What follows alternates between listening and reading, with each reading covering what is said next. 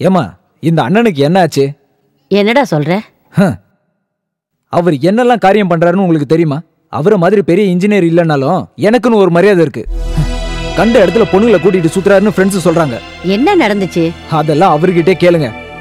Park பீச்சுன்னு கண்ட இடத்துல கண்ட பொண்ணுங்க கூட சுத்திட்டு இருக்காரு. அதுக்கு என்னடா பண்ண சொல்ற? கொஞ்சம் புரியுற மாதிரி சொன்னா புரிஞ்சுக்குவேன்.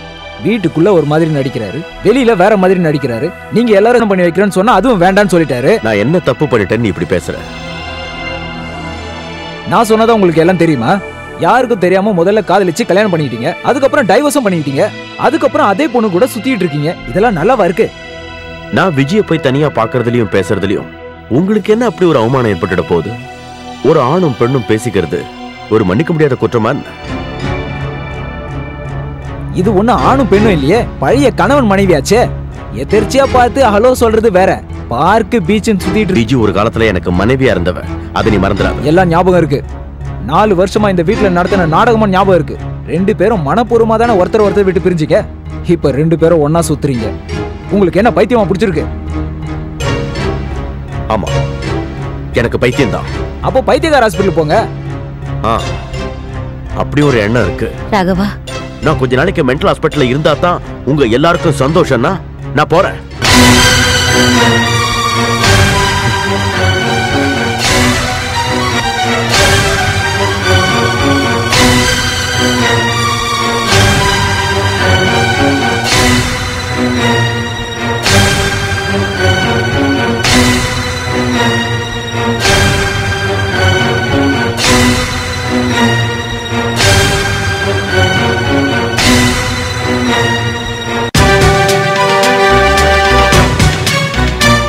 This court finds that the parties cannot live together happily. This court finds that the parties cannot live happily. This court finds that the parties cannot live together happily and live the matrimonial life peacefully. Hence, the court decrees the divorce under Section 13, Clause 3 of the Hindu Marriage Act. அது மட்டும் இல்லாம உங்களோட குழந்தைக்கு அம்மாவோட அரவணைப்பு தேவைப்படுற வயசுங்கிறதுனால உங்களோட குழந்தைக்கு 10 வயசு ஆகிற வரைக்கும் அம்மாவான விஜயலட்சுமி கிட்ட தான் குழந்தை இருக்கணும்னு இந்த கோர்ட் தீர்ப்பளிக்குது.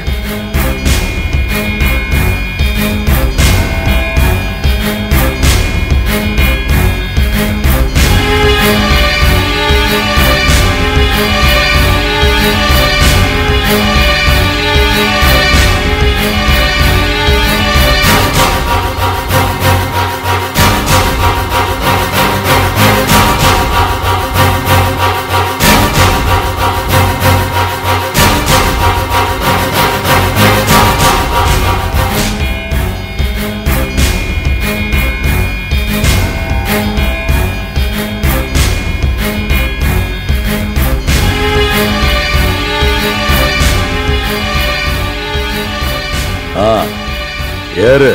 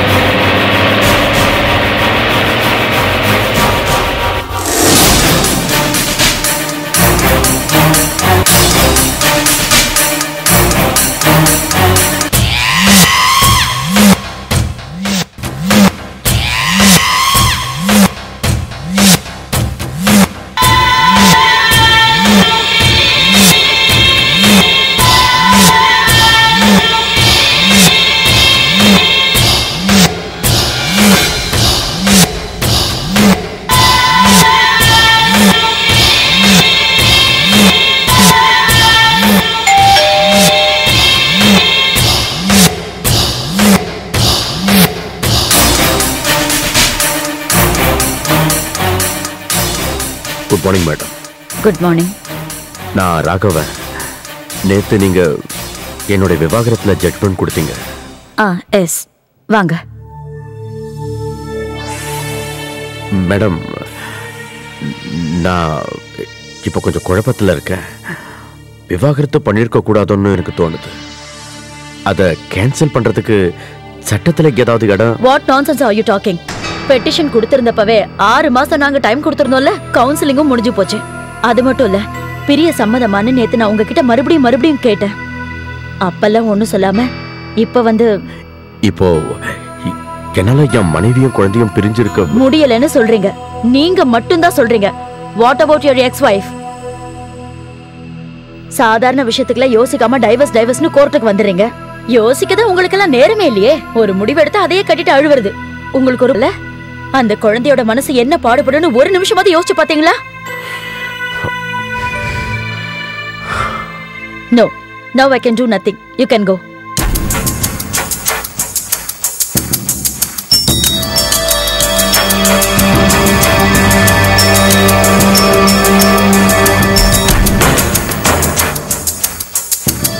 நேற்று நான் மார்க்கெட்டுக்கு போகும்போது உங்கள் அம்மாவை அங்கே பார்த்தேன். கூட சஞ்சயும் இருந்தான்.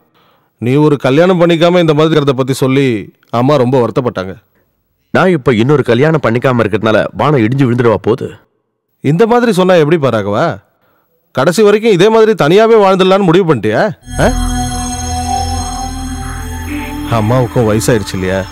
அவங்க ஆசையெல்லாம் நிறைவேற்றுறது நம்மளுடைய கடமை தானே. உனக்கு ஒரு நல்ல வாழ்க்கை அமைஞ்ச அப்புறம் தான் சஞ்சயோட கல்யாணம்னு அம்மா சொல்றாங்க. சஞ்சயை கல்யாணம் பண்ணிக்க வேண்டாம் நான் சொல்லலையே. இந்த மாதிரி எல்லாம் சொல்லி எஸ்கேப் ஆகுறது ரொம்ப ஈஸி. ஆனா பிராக்டிக்கலா இருக்கிறது தான் கஷ்டம்.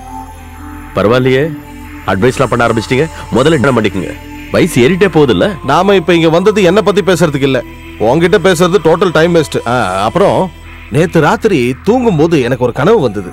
தண்ணி அடிச்சுட்டு மல்லாக்க விண்டுகிறதா வேற என்ன வரும்? டேய் அதெல்லாம் ஒண்ணும் இல்ல. உங்க அம்மா உனக்காக ஒரு பொண்ணு பார்க்கணும்னு சொன்ன உடனே ஒரு ஸ்பார்க்ல உருவான கனவு தான்டா அது. முதல்ல உங்க பிரசங்கத்தை நிறுத்திட்டு இங்க எதுக்காக நீங்க வந்தீங்கங்கறத சொல்லுங்க. எனக்கு இங்க நிறைய வேலை இருக்கு. டேய் உனக்கு ஏத்த ஒரு பொண்ணை நான் பார்த்து வச்சிருக்கேன்டா. உன் கேரக்டருக்கு ஏத்த மாதிரியான ஒரு பொண்ணு. நம்ம ஆபீஸ்ல வேலை செய்யற அஞ்சலி. அதுக்கேண்டா இப்படி பாக்குற? அவ ஒரு நல்ல பொண்ணாச்சேன்னு சொன்ன, நாளைக்கே கல்யாணம் பண்ணிக்கோ நான் சொன்னேன். என்ன நீங்க பைத்தியக்காரத்தனமா பேசுறீங்க? இது ஒன்றும் பைத்தியக்காரத்தனம் இல்லடா. எதை எப்படி செய்யறதுன்னு எனக்கு தெரியும், நான் பாத்துக்கிறேன் விடு.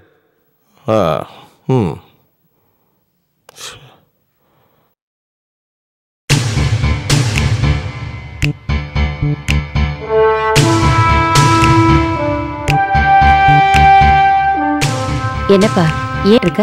என்னம்மா? உன் மாமா போன் பண்ணியிருந்தாரு. அன்னைக்கு அவரு பாண்டிச்சேரியில ஒரு சம்பந்தம் இருக்குன்னு சொன்னாருல்ல, அவங்க சம்மதம் சொல்லிட்டாங்களா?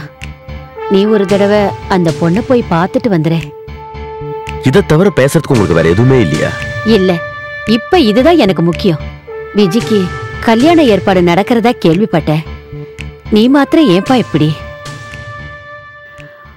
அடுத்த ஞாயிற்றுக்கிழமை நீயும் உன் தம்பியும் அங்க போய் பாப்பீங்கன்னு உன் மாமா கிட்ட சொல்லி எது எப்படி இருந்தாலும் நீ பொண்ணை போய் பார்த்துட்டு வா. மத்ததெல்லாம் அப்புறம் பாத்துக்கலாம்.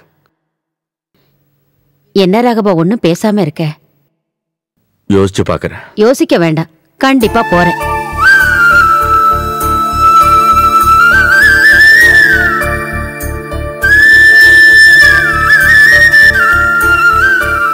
அதெல்லாம் ஒண்ணும் சரியா வராதுன்னு அம்மா அப்படிதான் சொல்லுவாங்க. வாழ வேண்டியது நான் தானே. பொண்ணை போய் ஒரு வாட்டி பாக்குறதுல என்னடா தப்பு? அட்லீஸ்ட் உங்க மாமாவுக்காகவாவது ஒரு வாட்டி போய் பார்த்துட்டு வா. நான் தான் சரியா வராதுன்னு சொல்றேன்ல, அதுக்கப்புறம் எதுக்கு டைம்? அது பாண்டிச்சேரி வரைக்கும் போயிட்டு வரணும்.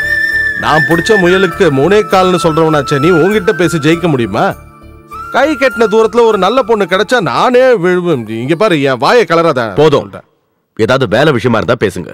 ஓ அடடா, என்னையே கழட்டி விடலான்னு பாக்குறியா? அப்படி என்னடா சொல்லிட்டேன் நானு? இந்த காலத்துல கிழவனுங்களே 4-5 கல்யாணத்தை பண்ணிக்கிட்டு ஜாலியா இருக்கானுங்கடா. உனக்கு என்னடா? டேய், அந்த பொண்ணுக்கு பிடிச்சிருந்தா மட்டும் இந்த கல்யாணத்தை நம்ம நடத்துவோம். வீணா யாரையும் வற்புறுத்த போறது இல்லை. அப்புறம் ஏன் யோசிக்கிற? சரி, இப்படி செய்வோம். நீ எதுவும் தெரியாத மாதிரி வாயை மூடிக்கிட்டு சும்மா இரு. நான் முதல்ல போய் அந்த பொண்ணுகிட்ட பேசி பாக்குறேன். பிடிச்சா ஓகே சொல்லிட்டேன், இல்லைன்னா ஃப்ரெண்ட்ஸா இருப்போம். என்ன மாட்டி விட்டாதான் உங்களுக்கு தூக்கம் வரும் போல இருக்கு. உன்னை வாயை மூடிக்கிட்டு தானே உட்கார சொன்னேன். எதுவும் பேசாத. அஞ்சலி இப்ப கேபின்ல தனியா இருக்கா, நான் போய் பேசிட்டு வரேன்.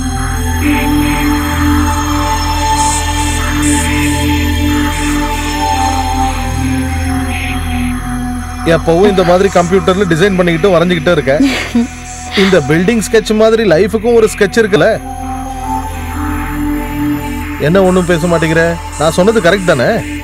சிமெண்ட்டையும் கல்லையும் வச்சு கட்டுற வீடு மாதிரி இல்லையே நம்ம வாழ்க்கை. ஆடேங்கப்பா, நீ வாயை திறந்து இவ்வளோ பேசுனதே எனக்கு ரொம்ப சந்தோஷமாயிடுச்சுமா. உன்கிட்ட எனக்கு ரொம்ப பிடிச்ச விஷயமே என்ன தெரியுமா? உன்னோட இந்த அமைதி தான். என்ன மாதிரி வளவலன்னு பேசுறவங்கள பார்த்தா எல்லாருமே பயந்து ஓடிடுவாங்கம்மா. அப்புறம் நான் இப்ப வந்தது சீரியஸா ஒரு விஷயத்தை பத்தி பேச. என்னன்னு? நான் கொடுத்த ஸ்கெட்ச்ல ஏதாவது பிரச்சனையா? எம்டி ஏதாவது சொன்னாரா? அதெல்லாம் அவர் ஒன்றும் சொல்லம்மா. நான் உன் லைஃபை பத்தி பேச வந்திருக்கேன். நம்ம ராகவன் சாரை பத்தி நீ என்னமா நினைக்கிற? என்னன்னா திடீர்னு இப்படி கேக்குறீங்க? சும்மா சொல்லு, உன் ஒப்பீனியன் தான் என்ன? அது ராகவன் சார் ரொம்ப ரொம்ப நல்லவர்னு எனக்கு தோணுதுண்ணே. அப்படியா? அப்ப நான் சொல்ல போற இந்த விஷயத்த நல்லா யோசிச்சு பார்த்து ஒரு பதில் சொல்லு.